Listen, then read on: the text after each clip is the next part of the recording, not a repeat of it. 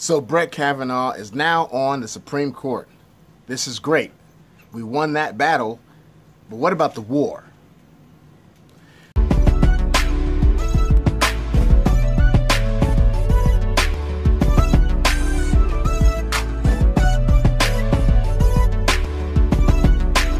What's going on, everybody? It's your boy Quantizi with the Christocrats and the Red Pill Reality. As you can see, I am outside right now. Thought I could get out here and get a little bit of the last bits of summer and the great weather.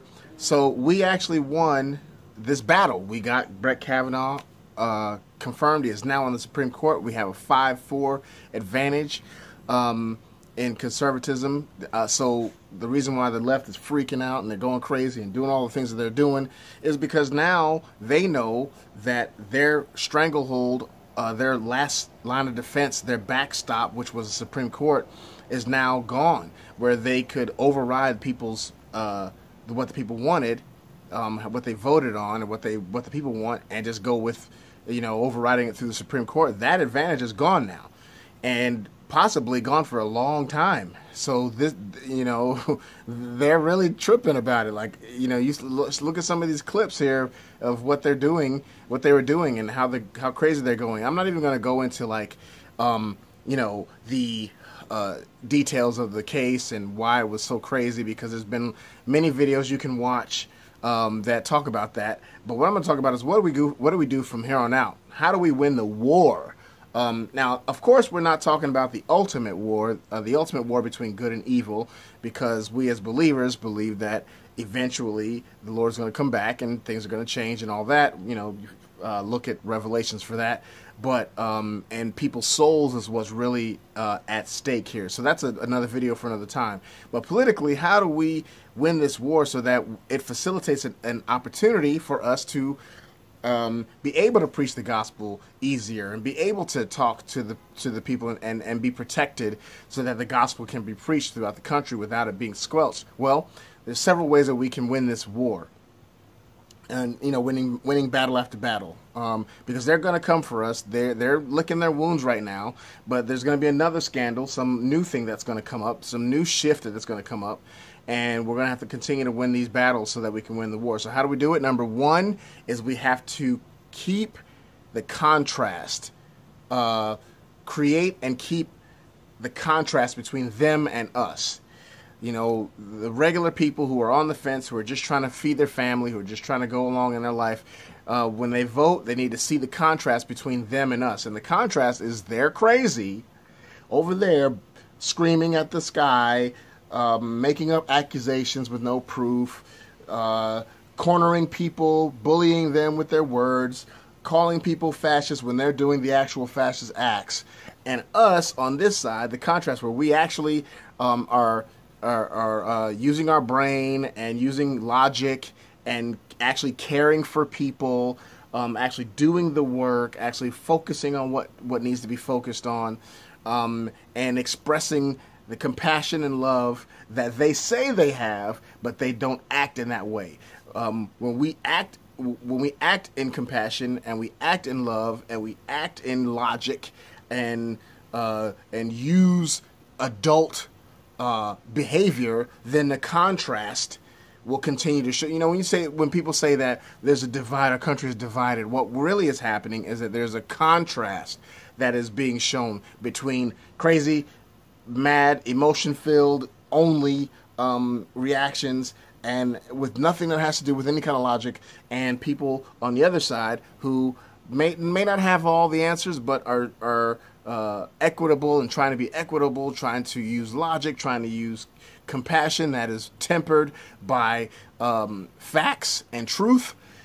That divide is a contrast, and it actually needs to happen. So number one, we need to make sure that contrast is there. Number two, we need to not stoop to their levels, not allow them to cause us to get as crazy as they are. Because look, their craziness is not working. When they're out there protesting and ripping people's signs up and bullying people, and their news outlets are just propagating lies after lie after lie, it's not working. It's not working. And so we cannot stoop to their levels. We cannot let their attacks and things of that nature cause us to get in our feelings and get emotional about stuff and then start reacting in stupid ways. Let's not do like them. So number 2 is to not stoop to their level. Number 3, we need to adhere to truth. I can't say this enough, that we have to adhere to what the truth is, because truth never changes. Truth never moves off of its square.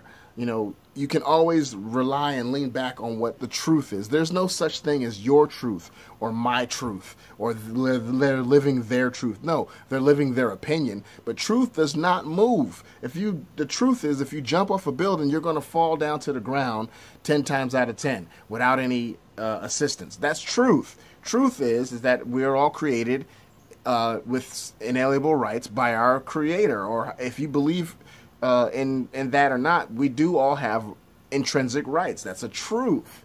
The truth is that the top 1 to 10% of earners in this country pay for over 60% of the taxes in this country. That's the truth. That's something that you can follow. That's something you can figure out. So let's adhere to truth. The truth is that racism still is something that happens to people in America. To all different colors. Now, in this climate, a lot of the racism is beginning to happen to white males a lot, and that is a truth that we need to adhere to. Let's adhere to truth because it is a standard that we can all grow out of. When we start, exaggerating things or not acknowledging truth or not making things up because it fits our narrative, then it takes away from our legitimacy.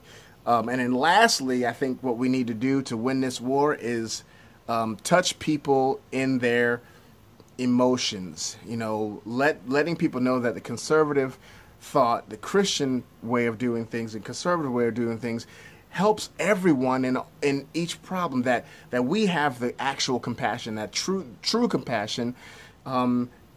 Volunteers help, doesn't force help.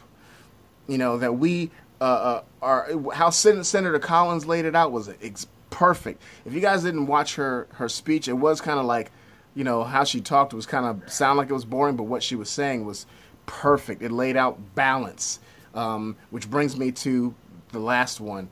I thought that last one was the last one, but this is the last one. Balance. We need to seek after balance in everything. No hyperbole or hyperbolic talk or acting. The only place that we are allowed to not be balanced, where we go extreme and all out for, is our dedication to the gospel, to the Lord. And there's a bee flying around. But we need to have balance in how we see things, balance in how we watch or assess other people's opinions, weigh everything out, evenly, and then come to a conclusion. I venture to say that when you do that, and you use your common sense, generally you'll fall down on the lines of conservatism. So I would assume that that's what we... Dang it. Crap.